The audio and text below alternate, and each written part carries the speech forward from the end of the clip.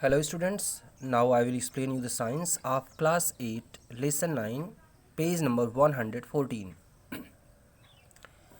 Starting heading is the development of embryo on the top. After the fertilization of zygote, it divides repeatedly to give rise to a ball of cells. Fertilization के बाद में zygote लगातार जो zygote single cell होता है ये लगातार sales divide इसकी करती हैं, लगातार डिवीजन चलता रहता है और ये एक सेल के बॉल में, मतलब एक ऐसी बॉल जैसी रचना जिसमें पूरी सेल्स भरी हो, कुछ वैसा स्ट्रक्चर बन जाता है। तो लगातार जाइगोट डिवाइड करके बॉल ऑफ सेल्स बनाता है। These cells then begin to form groups. इसके बाद इन सेल्स में अब ग्रुपिंग स्टार्ट होती है और अलग अलग सेल अलग अलग ऑर्गन्स का डेवलपमेंट करती हैं। These groups then develop into different tissue and organs of the body. इसके बाद ये जो ग्रुप ऑफ सेल्स होता है जो जाइगोट में बन जाता है, ये अलग अलग टिश्यू और ऑर्गन्स बॉडी के डेवलप करती हैं। This developing structure is termed embryo. और ये जो जाइगोट था, अभी की इसकी सेल लगातार डिवाइड करती हैं, डिवीज़न चलता रहता है और ग्रुपिंग होती रहती है सेल्स की।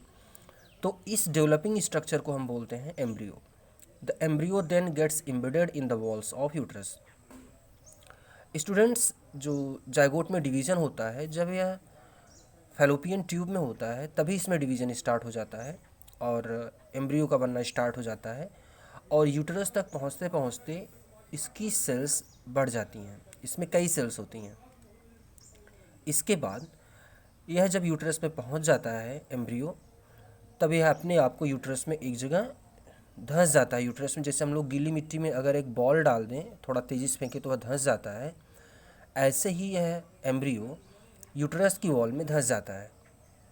The embryo then gets embedded in the walls of uterus. ये धंस जाता है और यूट्रस की जो सेल्स होती हैं एम्ब्रियो को पूरी तरीके से ढक लेती हैं। तो इस तरीके से एम्ब्रियो पूरी तरह से यूट्रस के वॉल के अंदर धंस जाता है। The embryo continues to develop into the uterus. और यूट्रस के अंदर इस एम्ब्रियो का डेवलपमेंट लगातार होता रहता है। It gradually develops body parts. धीरे धीरे इस एम्ब्रियो में बॉडी के पार्ट्स भी डेवलप होना शुरू हो जाते हैं, जैसे हैंड्स, लेग्स, हेड, आई, ईयर्स एक्सेट्रा। ये सब धीरे धीरे एम्ब्रियो में डेवलपमेंट होना शुरू हो जाता है। The stage of the embryo when all the body parts can be identified is called foetus. जब एम्ब्रियो इतना डेवलप्ड हो जाता है कि हर बॉडी पार्ट्स दिखने लग जाते हैं, तब हम इस स्ट्रक्चर को, अब इस डेवलप्ड एम्ब्रियो को हम कहते हैं फिटस, जब इसमें हर ऑर्गन हम आसानी से पहचान सकते हैं। When the fetus gets fully developed, the mother gives birth to the baby.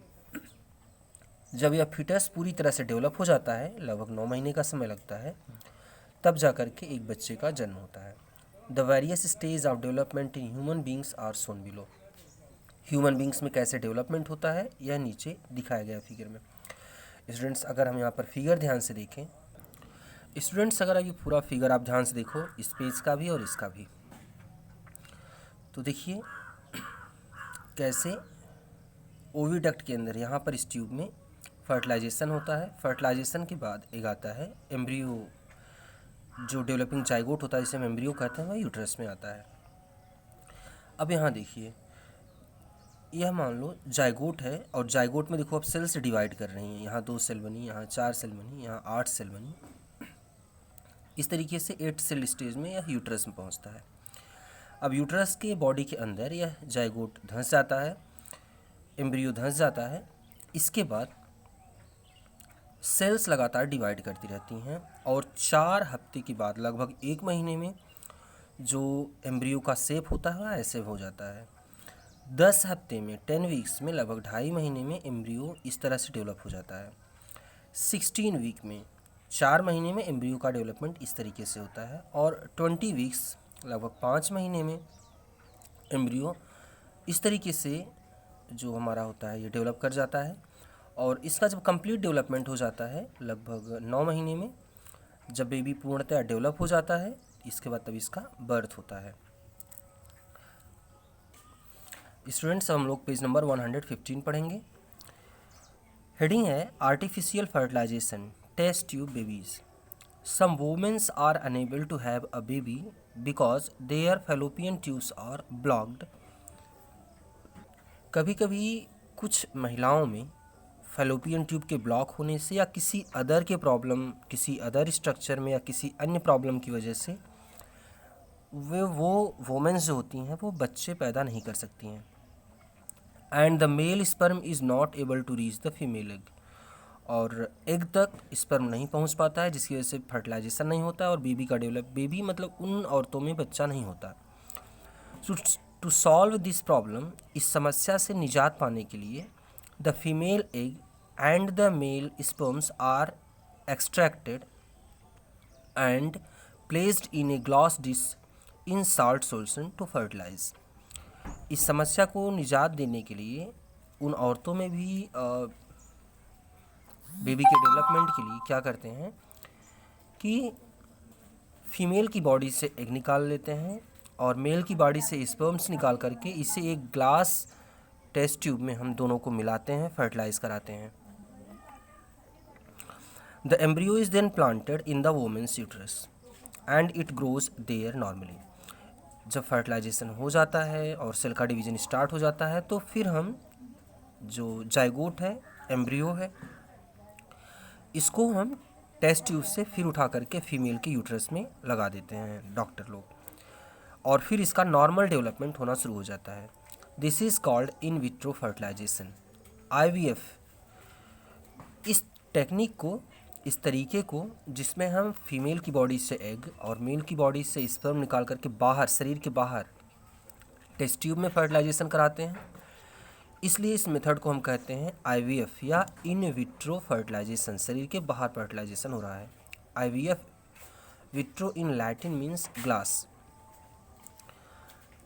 तो ये ग्लास में होता है, इस कारण से इसे इन विट्रो फर्टिलाइजेशन कहते हैं।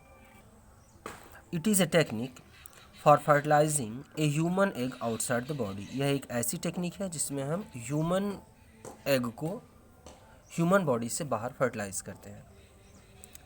Babies thus produced are after known as test tube babies, और जो बच्चे पैदा होते हैं उन्हें टेस्ट ट्यूब बेबीज कहा जाता है। Though only fertilization takes place in the test tube, यद्यपि टेस्ट ट्यूब में सिर्फ फर्टिलाइजेशन हुआ है, शरीर के बाहर सिर्फ फर्टिलाइजेशन हुआ है, and the babies are born in the normal way, और बच्चे का डेवलपमेंट यूट्रस के अंदर ही नॉर्मल तरीके से होता है, फिर भी इन बच्चों को हम टेस्ट ट्यूब बेबी बोलते हैं। The first test tube baby was born on 25 July 1978। First test tube baby का जन्म 25 जुलाई 1978 को हुआ था। Infobit, the period between fertilisation and birth is about 280 days और 9 months and is called pregnancy। ये जो फर्टिलाइजेशन से स्टार्ट होकर के चाइल्ड बर्थ का जो समय होता है लगभग 280 दिन या 9 महीने का लगभग होता है, और इस पीरियड को हम प्रेगनेंसी बोलते हैं। स्टूडेंट्स, आज हम लोग इतना ही पढ़ेंगे, बाकी चीज़ें हम लोग अगले दिन पढ़ेंगे। Thank you.